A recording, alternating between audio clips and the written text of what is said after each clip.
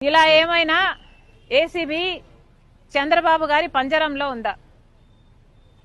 చంద్రబాబు గారు సమాధానం చెప్పాలి. ఏసీపీకి ఈ డీల్ గురించి, మన రాష్ట్రంలో జరిగిన అవినీతి గురించి, ఈ కరప్షన్ గురించి ఇన్వెస్టిగేట్ చేసే అధికారం ఉందా, లేకపోతే చంద్రబాబు గారి పంజరంలో చిక్కుకొని ఉందా? చంద్రబాబు గారు సమాధానం చెప్పాలి. ఏసీపీ కూడా నిరూపణ చేసుకోవాలి. మీది యాంటీ కరప్షన్ బ్యూరో. మరి మీరు కరప్షన్ మీద సుమోటోగా తీసుకొనైనా సరే మీరు ఎంక్వైరీ చేయడానికి వీలు ఉంది.